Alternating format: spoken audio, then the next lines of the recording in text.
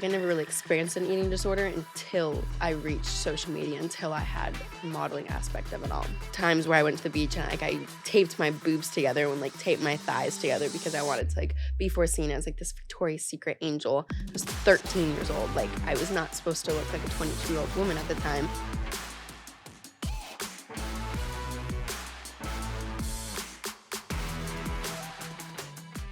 All right, let's go back before you were this famous, huge all-star on social media. How did you grow up? What was your childhood like? My childhood was the beachiest girl you can possibly imagine. I grew up in Naples, Florida, which is a total beach town. And I grew up basically waking up, going to school, bringing my bikini with me in the car, and then going to the beach after, and then working out eventually at the beach. What are some things that you look back on your childhood and you can pinpoint where you struggled?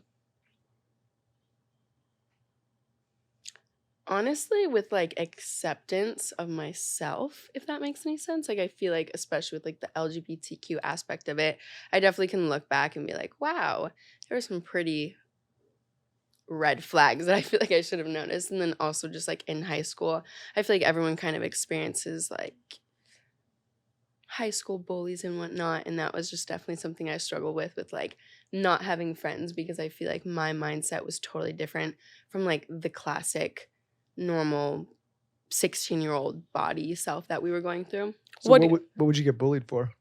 Honestly, just the randomest things. My body is one thing that's obviously very out there in my hometown. It's very, having a thicker body and having the thick thighs and the huge butt and the huge boobs was very popular at my high school, and I don't have any of that. So that was definitely something that I would get bullied for, whereas my friends, they would all have that. And I was a very athletic build, but it was a totally different, obviously every body shape is totally different, so mine just didn't match up to what their beauty standards was. You grew up, I feel at a time where there's a lot of social media. Yeah. We didn't have that in high school. I can't imagine. Is there more of a dynamic that comes along with that when you're already struggling with your body image in high school, and then you also have social media on top of it? Really aging us there, Lauren. Just You were fucking paging me when I was 12. I don't think I had a smartphone. I don't think I even had a phone with a screen until after college. I played Snake in high school. If that Wait, I played that too. You did? Yes. Yeah, but it was the same kind of snake that I was playing. I'm not sure. Did you have to press a blocking number key 3? Yeah, we had to do the up, down, side buttons. Okay. Okay. I feel a little better. But you had social media was very relevant when you were growing up.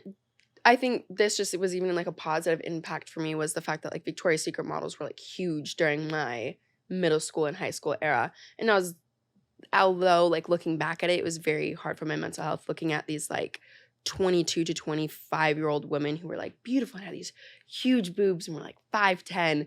And I think looking back at that, there was definitely times where I went to the beach and I taped my boobs together and taped my thighs together because I wanted to be seen as this Victoria's Secret angel. I was 13 years old. I was not supposed to look like a 22-year-old woman at the time. And I think that was super interesting. Do you think that this was perpetuated through social media, though, the way that you were feeling, or is it more internal in your high school? I think honestly it was more internal in my high school. Social media definitely was affecting it, I would say my junior and senior year. But at that point, I think I had given up completely what other people had thought about me, that it didn't hurt as much as if I did care. You mentioned off air that you're going to talk about eating disorders. Is that something that you've experienced directly? 1000%. I think it truly was a little bit more affected by the modeling industry rather than high school. I never really experienced an eating disorder until I reached social media, until I had the modeling aspect of it all. Just because of the pressure of putting yourself out there and having people kind of chime in and judge? Yes, 100%. Do you remember something, whenever someone comes on here and they talk about their eating disorder, they can remember a moment that it clicked in? They saw something in a magazine, or Crystal came on and she was talking about how she watched a video in school of someone who was bulimic, and so she went home and she did that. Was there a moment or an epiphany that you experienced? I was in Europe and I was at a fitting or I was at a casting and I just heard them talk about me for probably like 5 minutes straight in Italian. And I was so confused and I didn't really process why they were like not looking at me a certain way. And then I realized that I didn't get the job. And then you can kind of just put two and two together and realize that they were talking about you. And I think then walking the streets after, and especially in Europe, you can pinpoint who's a model in the streets. It's like very obvious. It's like the people that are wearing all black and, they're like thin. And I think after that one trip that I went on, it just like kind of went downhill from there. I just finished Rose McGowan's book called Brave. You guys should read it. It's really good. But she talks about the same experience of casting directors openly talking about the way you look in front of you. That is demeaning. It's the weirdest experience. It's like almost like you're like a prop. Yeah. Like it's like you don't have feelings. You're supposed to just be numb and then you walk in and you have 5 to 15 minutes to basically convince these people to book you or to like you. And I don't know. That's a long enough time. But realistically, I think it takes more of like a conversation where they don't want to have conversations with 100 different girls. You have to somehow figure out a way to stand out. And that is one of the hardest things with modeling. I think that's what's so great though now with TikTok and Instagram and all this. It's like you can appeal to the people that you should be appealing to. And yes, there's trolls and all that, but like it's also like you can find your people direct as opposed to having to go through these casting directors and then having them put you out. Does that make sense? Yeah, 100%, that's kind of how I started just with modeling in that aspect because the casting directors were so harsh and the modeling agencies were so...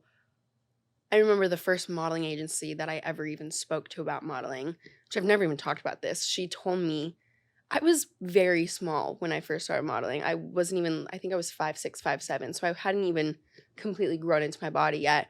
And she told me this, like, looking back at it, a disgusting diet that I had to follow.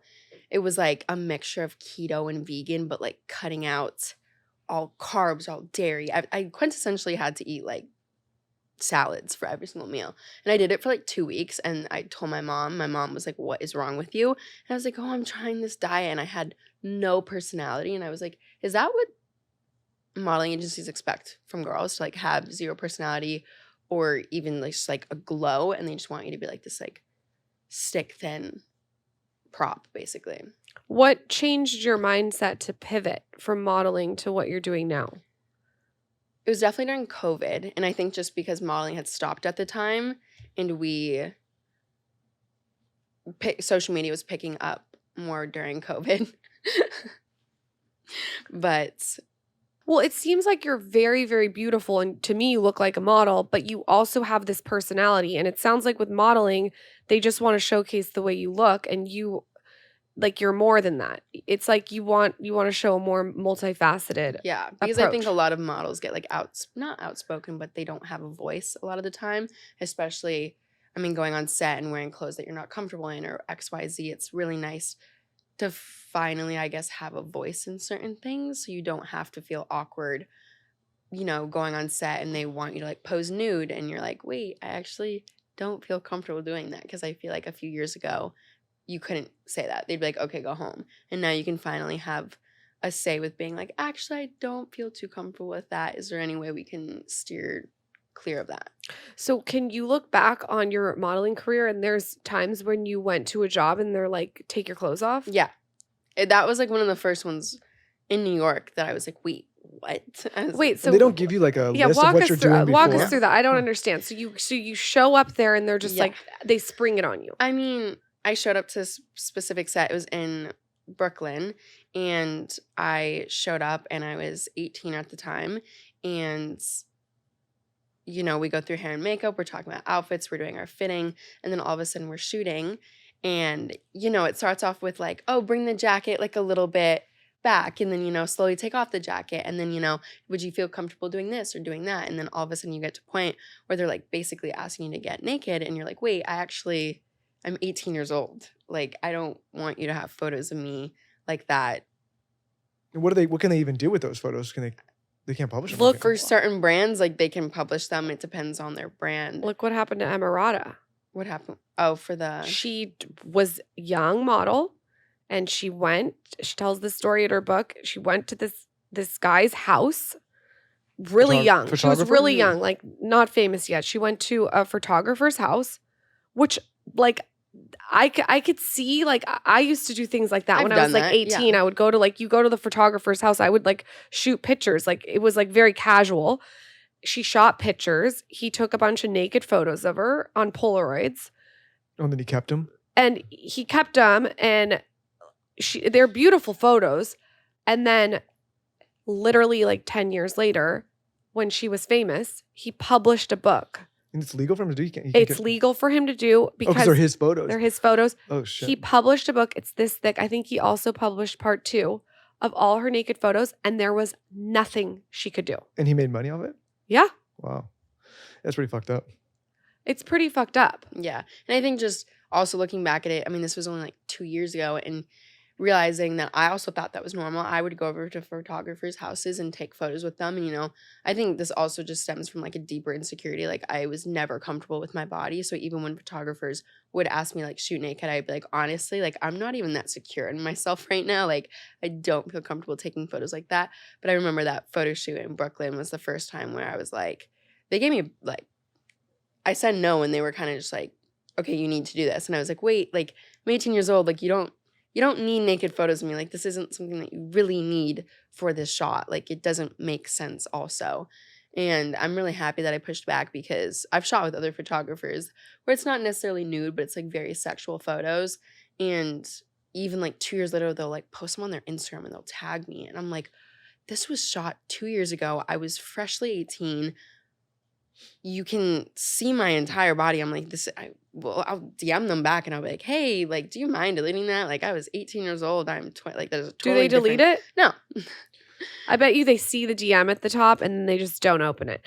I will say something about photographers, and you know more about this than me, but so tell me if this has changed. And this isn't every photographer, so if you're a photographer, don't like come for me. Community coming at the show now. Like.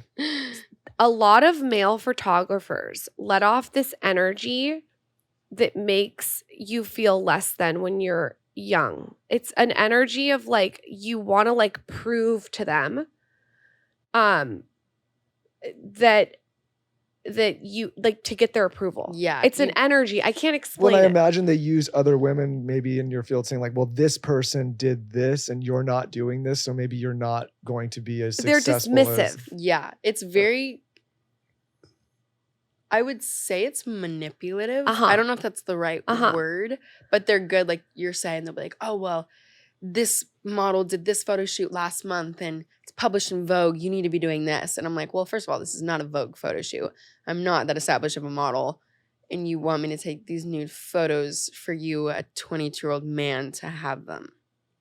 It's almost it's across the board too. Like, or they'll name drop to make, I just shot with to make you feel like they kind of cut you down, and then they put you in front of the camera to sort of pretend to build you up. It is very manipulative. From your from that perspective, if you can put someone in a weakened state of mind where they're maybe feeling a little insecure and then they're like, oh, I better perform and I better do this, because you're probably one of the luckier ones that had the confidence to be like, no, I'm not doing that. But I imagine there's many that, don't have that kind of confidence and they give in. A lot of my friends, we've talked about this so many times, of just like the crazy situations that we've been put in, where we've done some very looking back at it, very questionable things. And we're like, that's crazy how they manipulated me into that situation. And I didn't even process it until 2 years later when I'm in therapy.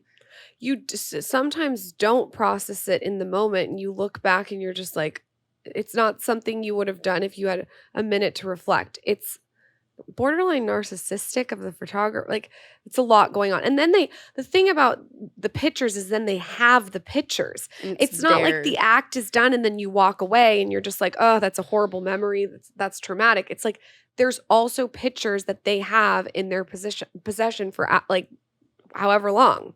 And then they can post them. Exactly. And I think that's where it gets the most messy is, you might say yes when you're 17, 16, that age, but then you get like the whole Emily thing, then she gets when she's like 30 or whatever age it would be, then they decide to publish them. It's like, well, what if, you do something that you mess up on when you're 16 years old and then it comes out when you're 26?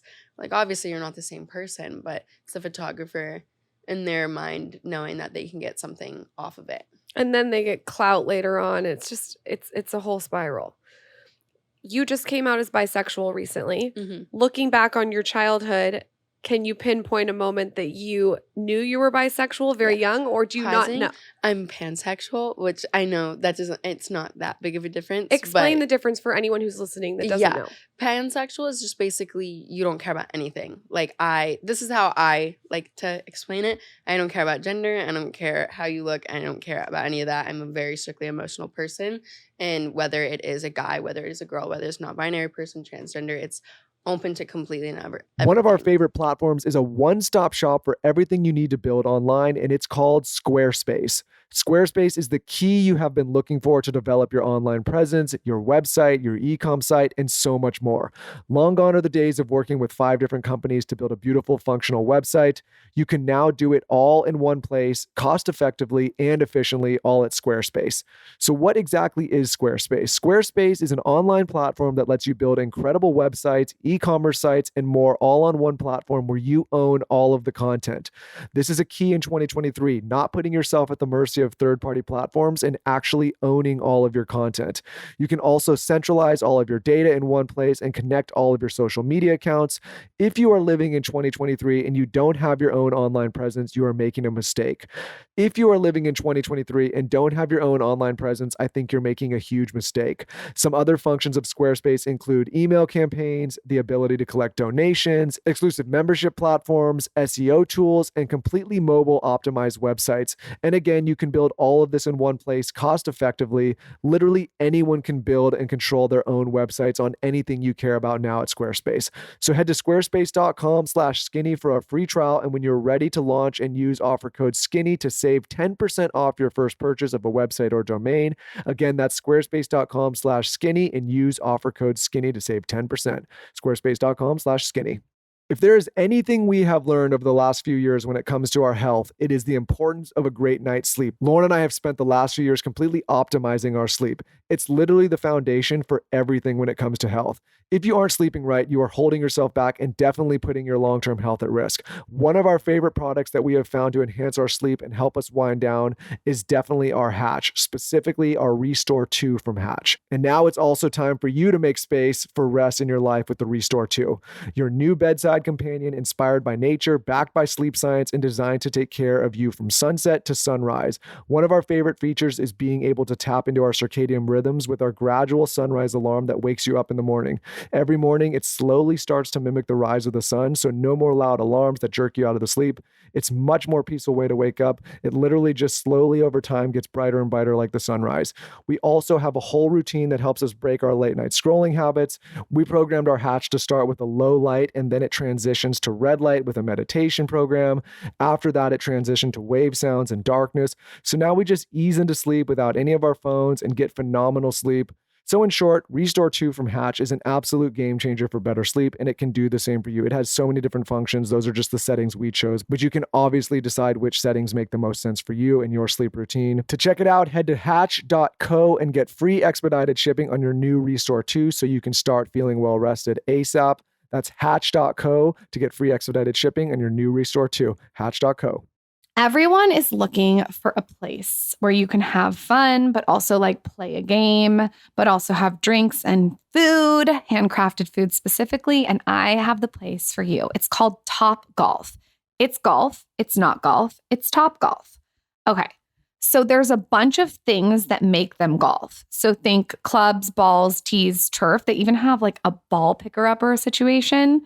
It's like a cart that comes and picks the balls up. And then they also have stuff that's not golf. So loud music, giant targets, TVs, handcrafted food, beverage menu, the works. They really mixed a vibe and an experience with a game. And I think this is so fun because golf can be a little stale, if you know what I mean. And this is not stale. This is anything but stale. This is where you want to go on a date with a group.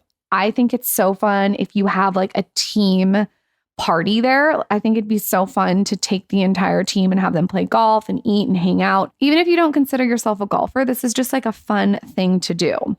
Okay, so here's the deal. They have Half Price Tuesday. So Half Price Tuesday applies to the gameplay. So you can go to topgolf.com/Tuesday and get all the info on this. And a pro tip, download the app and book ahead of time to come play around on Half Price Tuesday or any other day. How fun. Topgolf is a total experience. It's the whole package, really. Topgolf. It's golf. It's not golf. It's Topgolf. I appreciate you telling us the difference because I know there's a lot of people that listening that want to say the correct thing and they don't know the difference. Yeah. So and I think how you heard it explained, like that's very digestible. Yeah. A lot of, even when I came out, a lot of my friends were like, wait, what does that mean? And I'm like, well, I was talking to this non-binary person and then I did some research and I was like, wait, okay, there's I guess a different term for that, which I do think it is a very interesting topic because bisexual is like just for females and men or females and men. So when you look back on your childhood, did you know that that was something that was always your preference or has it evolved? I think in high school I was so insecure with myself that I really craved male validation like a lot. I was boy crazy. I've always been boy crazy. I've always just been like relationship crazy. And looking back at it, definitely a lot of the people that I liked was because I blatantly craved validation. But I mean, you would get in relationships to basically feel some way about yourself because you weren't. What was your childhood like? It was I've never had like a boyfriend until I was 18 because none of them would date me. I don't know. It's a very weird. I don't know. When you say date, you like meaning be boyfriend girlfriend, yeah, or like I never. They would go out with you. Yeah, like they wouldn't even. I didn't. I was 17 when I got taken on my first like actual date, and it was by like a guy that was much older than me. So looking back at that was a red flag, but I didn't really process it at the time either. Is that something because you didn't want to, or no? I've asked many boys to be my boyfriend or like to go out, and they would either just say no or make up some excuse. Pamela Anderson just gave the best tip. I'm obsessed with this tip. I can't stop talking about it. She said on the documentary, she goes, "This is how you get someone to marry you. You say, I'm never marrying you." I say that to everyone. I'm never marrying you. I'm never marrying you. I'm never going to date you. It's a fucking lose. Like, it's never going to happen. And then they're obsessed with you. Well, people like the chase, you know? Also that. And I feel like I should have definitely embodied that a little bit more because I was the complete opposite. I just craved, like everyone had a boyfriend or a girlfriend growing up. And I was just like me. And I never had a boyfriend. I never had a girlfriend. I was obsessed with this one guy for like 3 years of my life that like, we were like in a love triangle with like 4 other people. It was so messy. And I just like was obsessed with the toxicity of it and like that validation that I got from it. And then looking back at it, it was so obvious that it was not love at all. I told him I was in love with him. I did not love him at all. And he's kicking himself right now. He's a troll. He's user 855_218. Oh no, he's fully like reached back out to me in all these different times. The worst. I'm like, you literally broke my heart like 37 times, but okay. So looking back on your childhood, when did you know that you were pansexual? Like, what was the epiphany of that? Was it later? I think it was quite honestly when I met my ex-girlfriend when it all clicked. Because there was like a large part of my time where I wasn't like sexually active because I just wasn't attracted to men at that point in my time in my life. And, you know, everyone else around me was like going out and, you know, hooking up with people. And I just would crave that, but I never had anyone that I was like, oh yeah, like I want to go kiss them right now. And then I met her and I all kind of just like mended together. And I was like, oh, that makes a lot of sense now. And so did you meet her while you have your social presence going on? Yeah, it was probably, this time, probably 2 years ago, maybe a little bit longer. I literally just saw her on my For You page and I was so confused by like the feeling that I was feeling. I was like, wait, you saw her on your For You page and you fell for her then? Like I stalked her every single day for 2 weeks and then I just didn't have the balls to like DM her or anything. I just was like, I couldn't figure out for the longest time either if I wanted to be her or if there was like a deeper feeling in that. And a lot of it was like internalized homophobia that I was experiencing that I can now look back at. And what do you mean be her? Like, I get what you're saying. Like I don't know. It's like guys don't understand that. Listen, I'm trying to keep up here. Yeah. No, It like just- like girls, like there's girls in high school that you like you're look like, at. I want to be her so You're like, what badly. lip gloss is she wearing? Yeah, and it was kind of that thing because she was like a D1 athlete. She was blonde. She's beautiful in my opinion. And I was like, wait, is that like an alternate universe of like what I wanted to be? And looking back at it, no, that's not what I wanted to be. It's just I liked her. So you slid in her DMs? Yeah. What'd you say? I said hi with like 4 eyes. And that's till my day. That's how I slid into a girl's DMs. So did you know that she was into women too? Yeah. I waited to make sure that I like 100% knew. And then I did some stalking and she posted stuff about like her being gay. And I was like, oh. So when you say hi, what does she say back? I think she just said like hi. And you Like guys, she was so confused why I DM'd her. She's like, hello. She's like, I thought I was in trouble. Like we talked about it later. She was like, I thought there was like something that I did wrong and you were like gonna get mad at me. I was like, what? So do you guys go on a date? You fall in love? How did that love story transpire? It was I slid in her DMs and I like travel a lot for work. So I was traveling for a bit and then she went back home for I think a month or so. So we like just didn't really talk that much. And then she ended up coming back to LA and that's where I lived at the time. And I like asked her to come over to my house. We were having like a movie night. Like I used to live in a huge house we do like a bunch of activities like that. And she couldn't come over that night, but then she came over the next day, I think for like a basketball game that we were hosting. And it was just like the awkwardest experience I'd ever been in. I like did not know how to let this girl know that I was like interested in her. I was so just kind of like, oh yeah, like she literally straight up asked me if I was gay and I was like, I'm bisexual, I think. I don't know. So I don't know. She's like the first person I ever felt like safe with in that aspect. So how long did you guys date for? Like on the books, like 6 months, but we were like on and off for like a year and a half, I think. And then at what point throughout this do you realize that you're pansexual? I don't know like exact timelines, but like we would be like dating and then we would just not be on speaking terms and then we'd be dating and then we wouldn't be on speaking terms.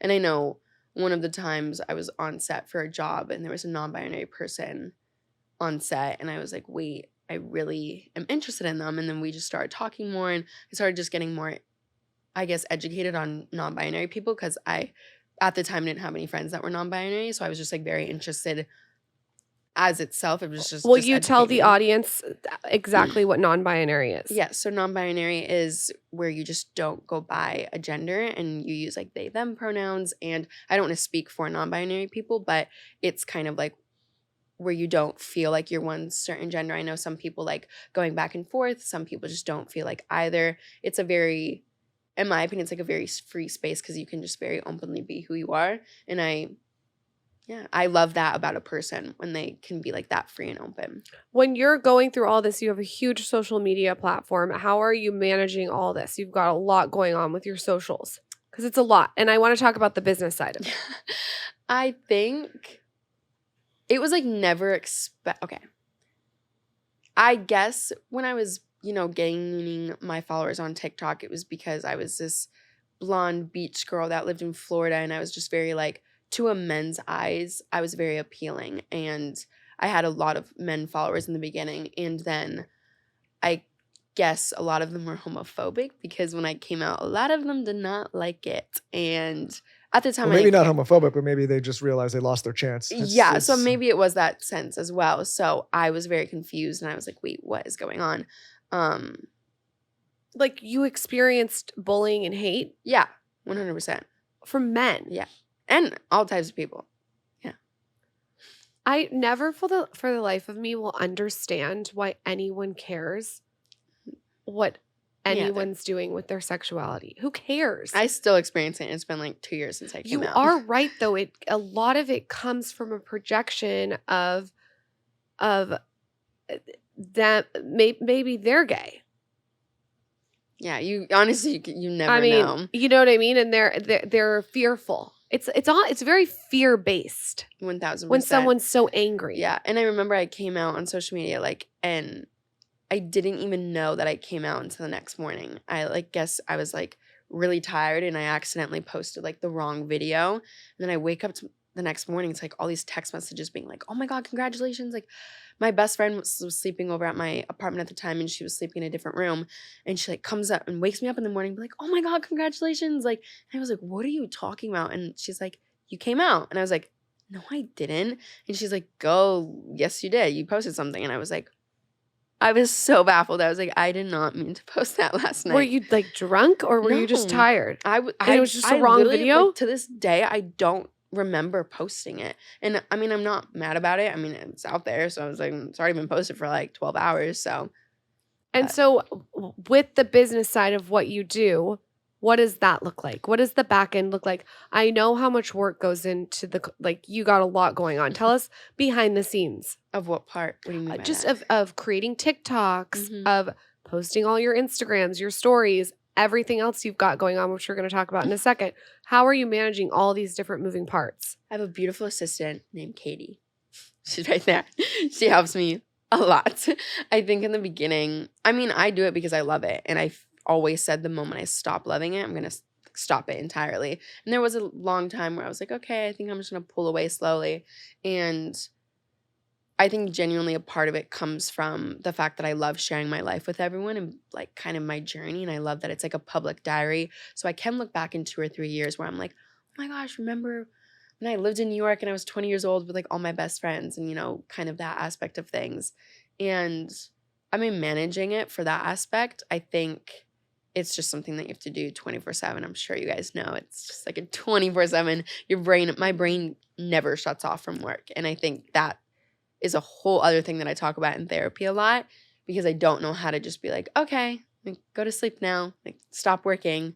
It's just like a 24/7 all the time. What's I know you can't give me a day in the life because every day is different. I feel that. But like what are some things that you're doing every day behind the scenes for work?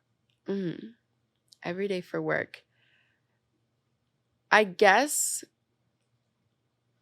finding like a way to share my life in a way that people can one relate to and two almost like come along in a sense where it's like, okay, like they might be at home today, but like they can live my life through their shoes, if that makes any sense. So I guess my question is, are you like batching a bunch of content on a Monday or are you just naturally showing it as you go? Definitely more naturally as I go, which I know when you batch all your content, that's way easier to do. But I feel like because I travel, like I was in Paris 2 days ago, I'm here in New York, and then I go to Hawaii tomorrow. It's like, how do I batch all my content for 3 weeks in Paris? You It's can't. like, You can't. it doesn't really, I mean, if I'm in New York for like 3 weeks straight, we'll do days where we like take a bunch of content to like post over the next like 3 or 4 days. But I also post a lot. How often do you post? Probably like on Instagram, like once a day, and then on TikTok, like 4 times, and then Snapchat, like 60 times. Snapchat. Yeah. Do we need to be getting back on Snapchat? Uh-oh. I love Snapchat. I am a Snapchat girl till I die.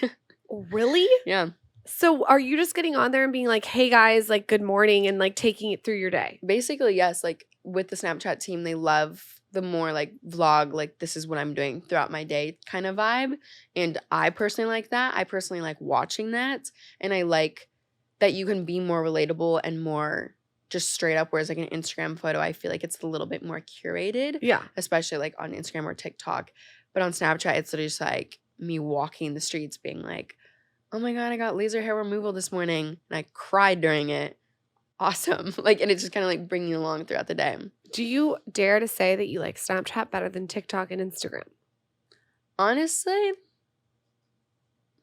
they're all so different that it's hard because I love sharing my Instagram photos with like my cool like photo dumps where it's like, this is what I've done the past week.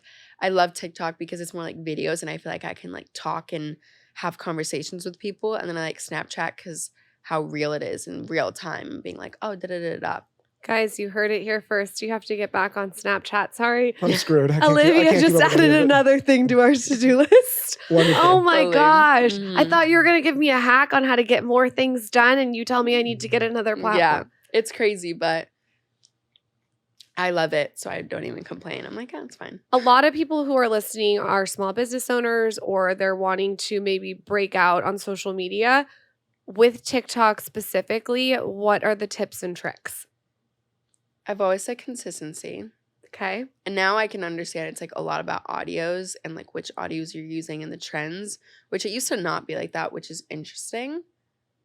But I would say consistency is key. And people on TikTok, it's not Instagram. They don't want to see some like beautiful photo of you on the beach in Cabo. They want to see you being real life at this moment in time, being like, okay, hey, let's go for a day in my life living in New York or as a small business owner. This is like how I package my products, or this is how I make my products, which I find really interesting. Products. Is there a product that you see in your future? Yes. What? Can you Like tell us? making my own. Yeah. I've always wanted to make bikinis. That's like always been a huge thing that I've wanted to do, just because I feel like there are so many bikini brands, but my number one question asked is like, where do I get my bikinis? I wear a new bikini every single time I go to the beach, basically. I have thousands of bikinis spread across my different homes that I live. And I think to find like a reliable, I also surf, so finding a swimsuit that doesn't have like the ties or like super bunched up or whatever it would be, finding just like a reliable, sustainable bikini, and that's what I want to create eventually. Can you create a bikini for all different days of the month? Because Yeah. sometimes I want to wear a bikini that's more revealing, but then I can't wear a bikini that's up my asshole. Like, you know, like there's some people that create bikinis and it's like a string. Yeah. Where sometimes that's fun. Sometimes I like A doing string that. is fun Yeah. sometimes, But other sometimes times I just want to like just look flattered and and, like, snatched. be comfortable. I know. Like even with like the new like leggings that brands are coming out with that have like the technique where it like sinks you in a little bit. Yeah. And I'm like, I want to figure out whatever they're doing to that and like make some kind of like high-waisted bikini where it's like, okay, it's full coverage. You can wear it to the beach with like your family. You can also wear it surfing, and then you can also wear it if you want to be like going sexy with your friends. Also, I would love if it had like a lymphatic, like, A what? you know how they have those leggings that give you lymphatic drainage while you wear them? No, I didn't know that. Can we have that with a bikini too? How are you gonna make that? You want like the cargo pants version of bikinis. No, I don't want a cargo pant. I want just something that's really flattering. Mhm. Sometimes I feel like bikinis are not made, like that's not the first, that should be the first. Yeah. Flatter. Even I ordered like 5 or 6 swimsuits last week because I'm going to Hawaii tomorrow, and I just tried them on all yesterday. I'm like, all these are so unflattering on me. Like just the way they're cut and I'm telling the you. fabric. I was like, I'm returning all of them. I'm like, I'm never gonna wear any of these. I also would love, if I'm getting very detailed, there to be a way you can mix and match. So like I have huge boobs on the top, but like then on the bottom I might want something different. Maybe like I want something that's really revealing on the bottom, but more Mhm. coverage on the top. Do you know what I mean? So I could like Yeah. mix and match. Exactly. I feel like that's also something that a lot of, people with bigger boobs struggle with. A lot of my friends back home had like, I just remember she had like huge boobs and she could never find something that was like really securing here, but then like smaller in the back. She always had to buy like 2 different swimsuits. And I was like, how crazy it would be if you could just mix and match them. Mix and figuring match. out- yeah. I would love that. Okay, so I would love to know some of your beauty tips and tricks. Okay. Skin, your eyebrows are erect. I love an erect eyebrow. Like what are the secrets that our audience needs to know when I- it comes to beauty and skin? Would say finding like a good skin tint is something that I've figured out the past like month or so. Michael's like, what in the lost. fuck I'm is lost. this skin? Listen, I try to keep up in the bikinis part, and now I'm in the skin tint, and I'm just kind of, No, but I'm here for it, but I'll be honest, I'm a little lost. Explain what a I skin think- tint is. Somebody needed to create a map for this episode. No, fully. But I think I have like a lot of like different colors throughout my skin. And I think a lot of people struggle with that, especially if you're like very sun exposed. So finding one, because whenever I use foundation, I feel like it just does not either blend well in my skin or it's just so many different colors going on at the same time. So I found like the Milk Makeup one and then the YSL, I think it's just called Skin Tint. They're both fire. And what's in your brows? Refine. I knew you were gonna say that. I bleach my eyebrows all the time and bleach them or dye them back. And for the longest time, I couldn't find a brow gel that like kept them up. I was like, my eyebrows aren't that damaged. Maybe they are. But then I found the Patrick Ta and then the Refy. Those are like the 2 products that still kind of work for me. I'm like, oh, awesome. You okay over there, Michael? You still breathing? Yeah, I'm gonna get my eyebrows up. Well, I actually did give him a spoolie because here's the thing. When your eyebrows are like going down, it pulls the face down.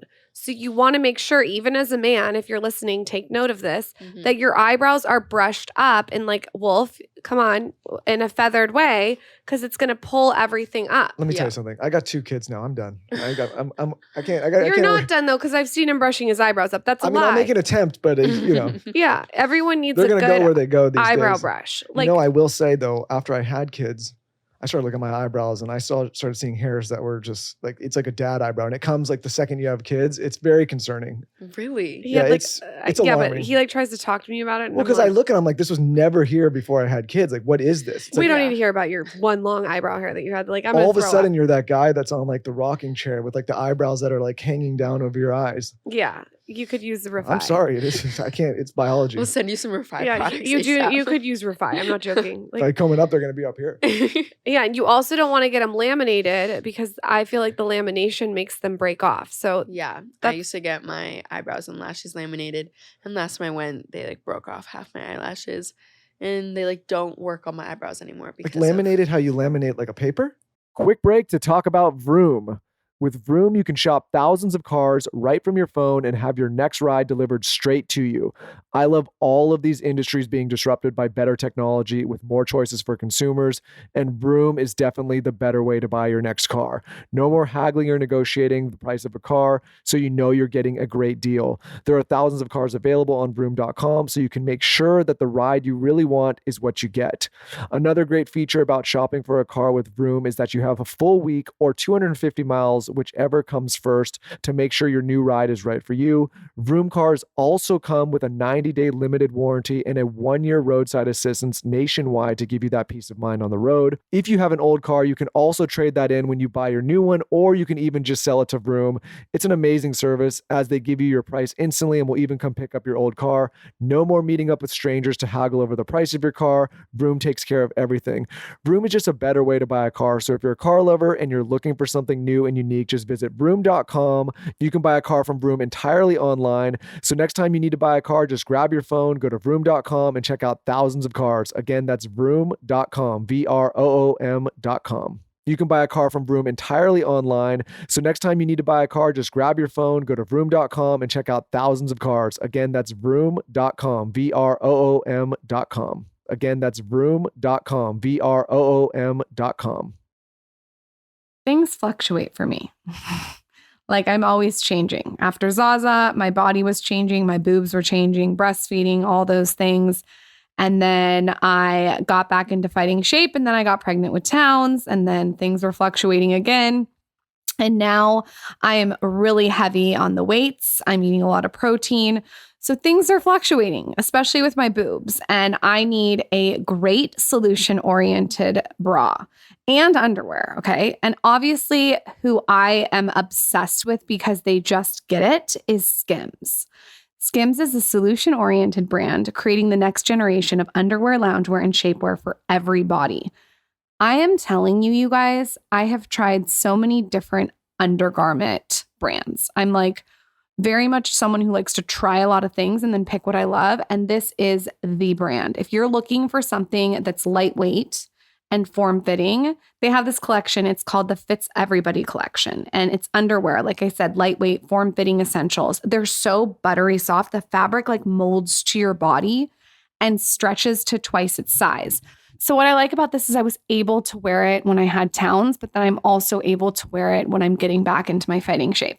So it's offered in a range of cuts and fits, from underwear to bras to dresses to t-shirts to bodysuits, and it's available in XXS to 4X. It's also offered in 9 colorways and limited edition seasonal colors. I'm a big fan of black and nude, but sometimes I like to throw a pop of color in there. Skims is the best. I'm obsessed with the Scoop Bralette in Onyx. That is my absolute favorite. Go run and get it. And then if I want like a push-up situation, they have this bra called the Mica, and it really pushes the girls together and gives you a nice umph. Believe the hype, this collection has over 90,000 5-star reviews for a reason. Skims Fits Everybody, and more best-selling essentials are available now at skims.com. Plus, you get free shipping on orders over $75, all at skims.com.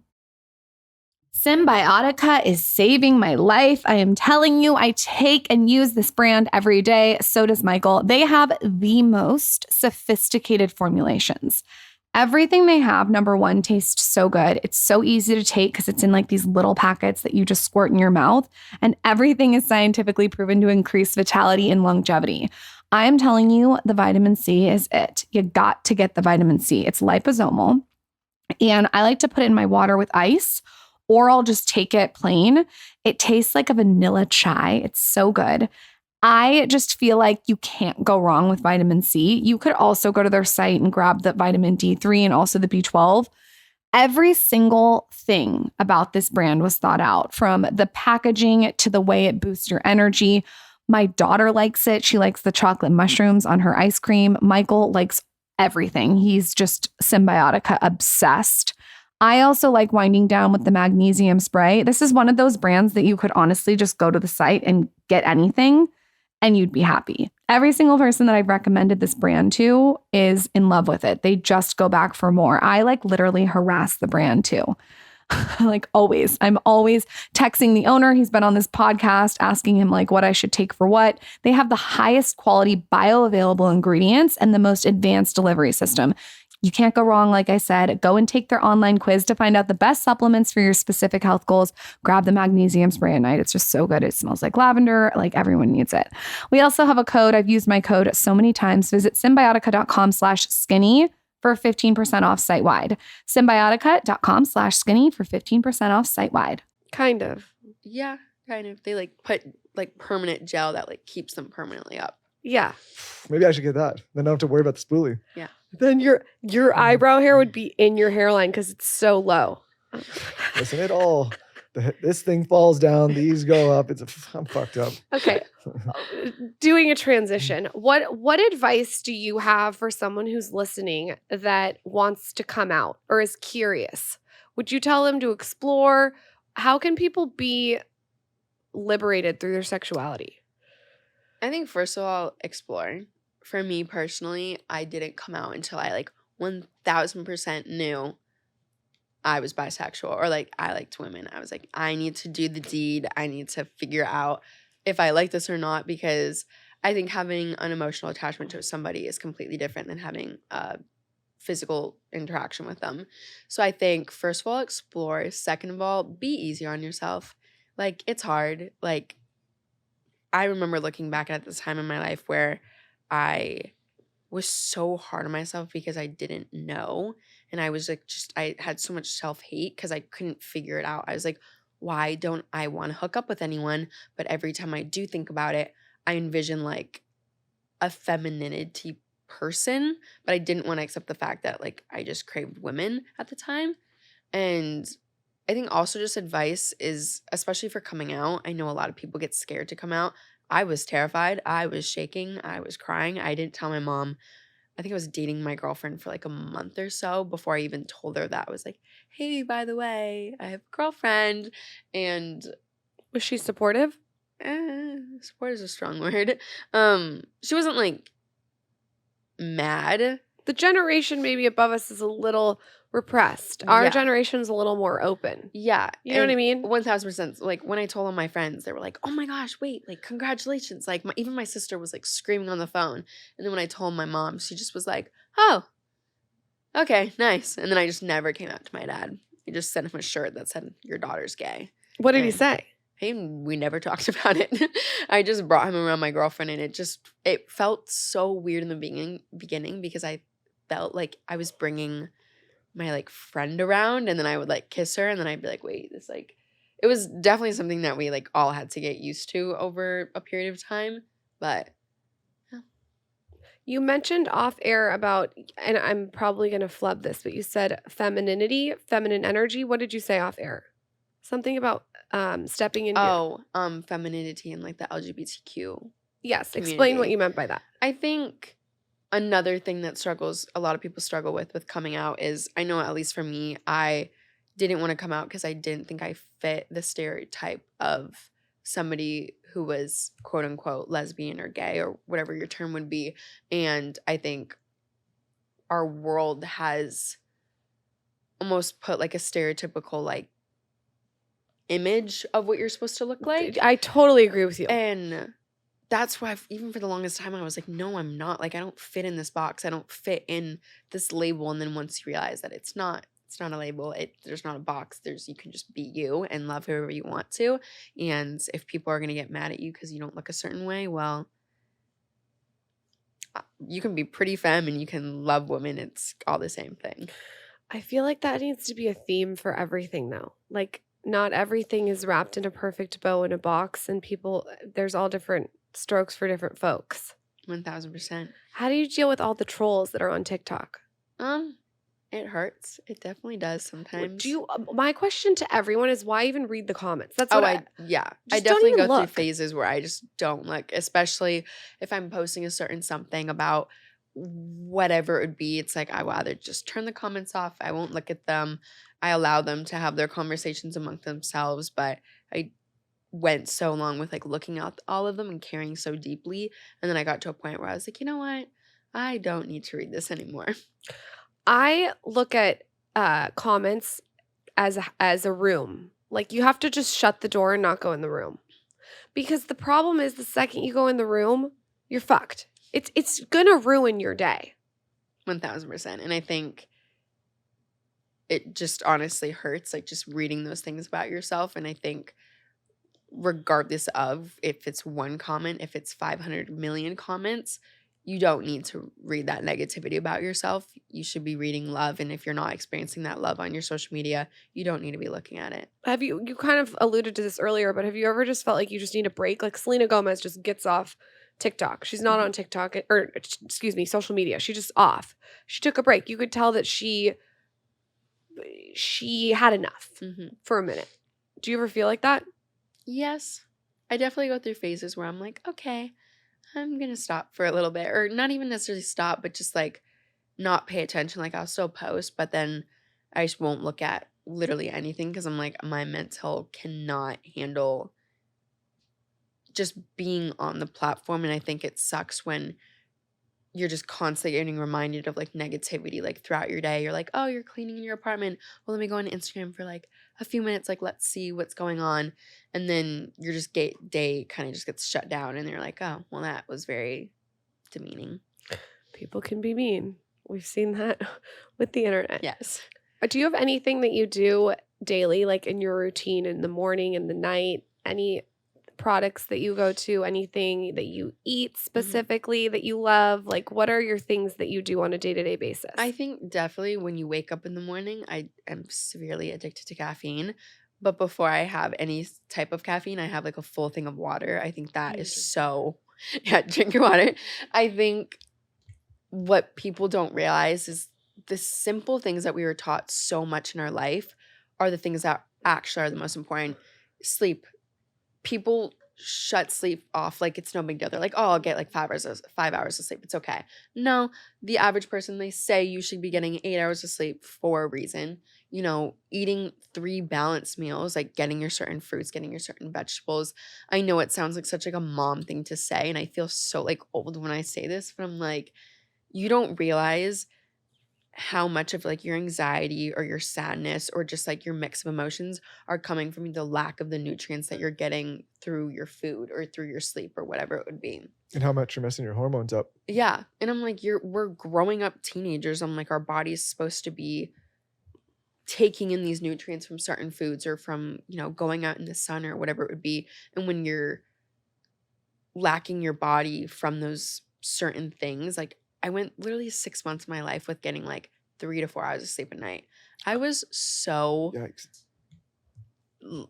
mentally just not myself. Why? Because I was just going through it, and So you were stressed about something, and it was keeping you awake. Not even that, but I thought like this also goes with like the validation part. I thought I needed to like go out every single night and go to all these crazy parties to feel like if that makes like to feel like inside of a group or to feel like I had friends.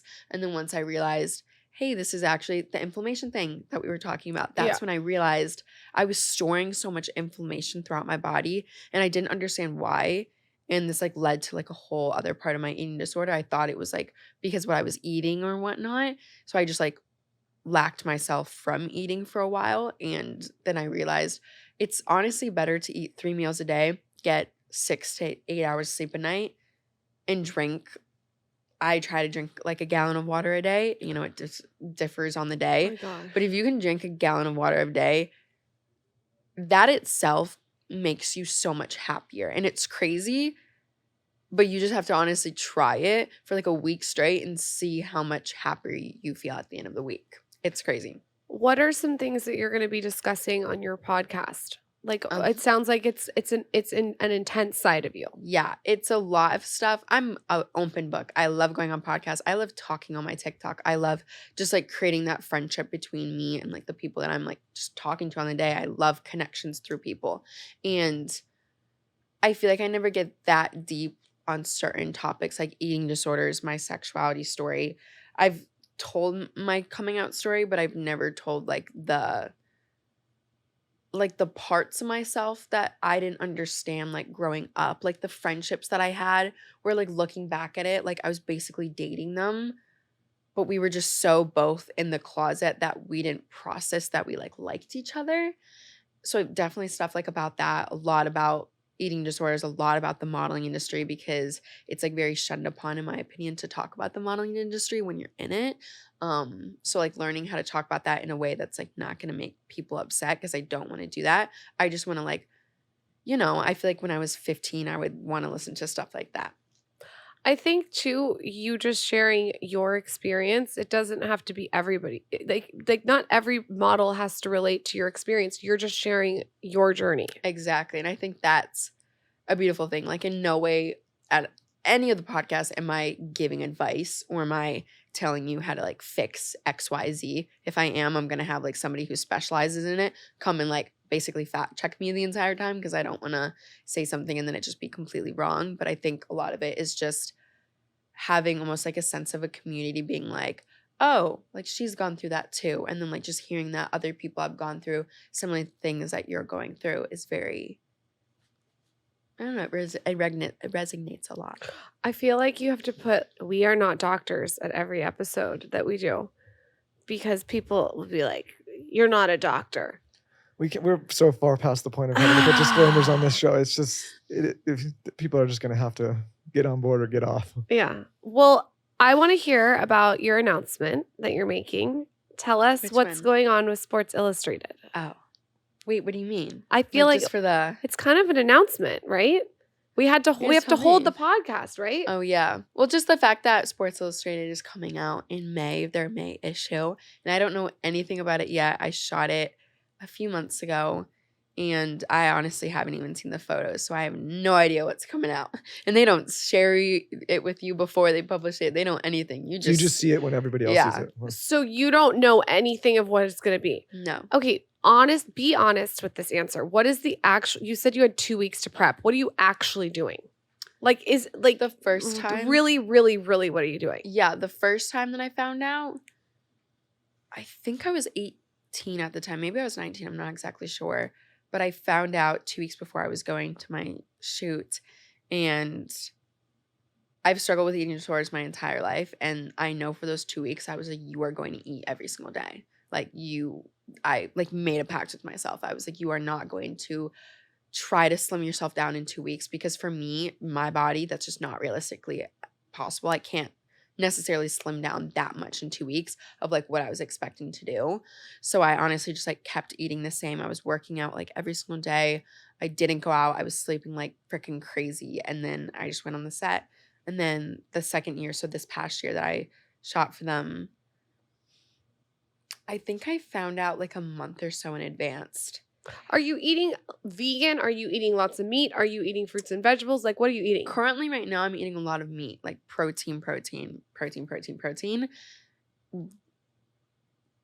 I love meat. Yeah, I think that just comes from like there's like a carnivore diet. I love meat. And that's like what I'm trying to do right now because I think for so long I was like lacking myself of that because I was like, no, that's like too much food to be having. But now I'm just like, if I can eat literally steak every single meal in my life, I will be doing that. Wow, Olivia, that's like what I like Yeah. to eat too. A lot Listen, of we get a lot of shit for Have saying that you on ever this show. tried Really? Force of Nature? Mm-mm. Oh What's my that? God, you guys, if you eat meat, So- it's the best meat. It's like Really? all the like boxes are, you Well, know they what I put mean? Like in some of hormone their free. stuff. They put like blends of organs. So like instead of just eating You like get, like, liver, it'll liver. be with like It ground gives you beef. So energy. it gives you like the stuff, but That's- you don't have to just like eat a piece of liver, right? It's like just kind of blended in the meat. That's crazy. Yeah, I've never tried that before. My friends in Hawaii, they all do like these crazy carnivore diets, and I just see how like ripped they are and just how like much energy they have just with not even like needing caffeine. And I'm like, what are y'all doing over here? Because I eat a pretty balanced diet and I still do not feel like that. And then I started doing the carnivore diet when I was there, and I was like, I felt a huge difference within like 5 days. I was like, wait, it's crazy. You feel so different. And also, I'll go back. We live in Austin, and I'll go back to LA and get my hair done. And my hairstylist, this is fake hair right now, but my hairstylist will be like, what is going on with your ponytail? It's so much thicker. It's the aminos. Well, it's not just amines, it's the collagen. It's It's everything. It It's the grows your vitamins. nails. It grows your hair. Like it. This is my experience. Like, don't need a negative review from people that are going to get mad. This is just my experience, but it makes my eyebrows thicker. Like, I just notice my skin, all these different things. From a when you're beauty eating perspective, it'll high-quality make your about jaw structure stronger too. Really? Yeah, Well, think about it. because You you're have to chew. chewing. Oh, interesting. You can't just suck down a smoothie all day. Your jaw's gonna go away. So Also you like that. meat, a lot of meat. Yeah, which I like just starved myself of that for basically like a year and a half. So it's really nice that I'm like just focusing on like the highest protein I can get. Because if you really think about it, protein fills you up for the longest period of time rather than like carbs. And I thought before like eating like a bowl of pasta was gonna be like the best thing for me, like every single meal. And then it got to the point where I like started doing more research about it and started being like, okay, let's dive more into like how this is going on. And I think when I had my eating disorder at the worst possible place that I had it, I went to this trainer and she basically sat me down and explained food like in a very scientific way, being like, this is the amount of protein that you're getting from this amount of food. If you eat just this one piece of steak, you will be full for X amount of hours, versus if you eat this bowl of pasta, you're going to be hungry 30 minutes later. And I'm like, interesting how that works. Then I started trying it and I was like, wait, I just ate and I'm starving again because I had a bowl of pasta. But then I went and ate a steak and I wasn't hungry for like an hour or two after. It's also like an old bodybuilding trick. If you start to have sugar cravings and you instead put a bunch of protein in, your sugar craving will go away. So it kind of forces you also, well, it doesn't force you, but it puts you in a position where you don't really want that sugary food anymore. Right? Exactly. And I think that's something that I struggle with, is I have a huge sweet tooth and I love sugar. I, growing up, would eat like spoonfuls of like powdered sugar out of just my pantry. Like I love that. I still will do it. I'm so guilty of it. But I think like with what you're saying, like I would have my protein as my dinner and I'd be like, wait, like I'm actually not even craving that anymore. Or if I do, I'll like substitute that with like a different type of snack rather than being like, oh, I'm gonna go have a bowl of ice cream. It's like I tell myself, I'm like, okay, you're obviously still hungry. Let's go eat something else that has higher protein in it. And if you're still hungry after that or you want your sugar, you can have it. But obviously you're hungry enough to the point that you can go eat this. You can be hungry to like go eat something that's going to fill you up. I think too, it's so weird is that once you start eating meat, you start craving meat. Like sometimes for breakfast, this is so crazy that I'm even saying this, I'll eat like a bowl of ground beef. Oh, And I would have never done that 2 years ago. I know, like even with my burritos, it used to be just like eggs, like hash browns. And then like for the past, I mean, whenever I'm in New York, I have like these huge burritos with like steak, sausage, bacon, Yeah. avocado. And I'm like, wait, fire. It's weird. It's like you want it more and more and more. Mm-hmm. Well, also like when you have that, like if you start your day with protein, it kicks everything off, right? Kicks your metabolism off, kicks your energy off. It's important. It's like some people if you start with a bunch of carbs and like sugars, you're just sluggish throughout the whole day. Fully. I can't wait for the flattering bikini line that I hope I'm you so excited. We literally came up with this idea like a week ago. Okay, I can't wait. So Where who can knows when everyone- it's going to come out? I'm sure a lot of people are already following you, but where can everyone follow you, find you, support what you're doing? What are you working on? Tell us all the things. You can find me, I guess, on like Instagram, TikTok, Snapchat. I Snapchat. can't believe Snapchat's still going. Just like Olivia.Ponton. And then on Snapchat, I think it's Olivia_Ponton12. I don't know why that's still my username. It's from 6th grade. So I've had it for a while. You're absolutely adorable, Olivia. I can't wait to see what you do. I will be buying a copy of Sports Illustrated. Thank you for coming on. Thank you for having Thank me. I you. appreciate you. Yeah, it guys. was so much fun.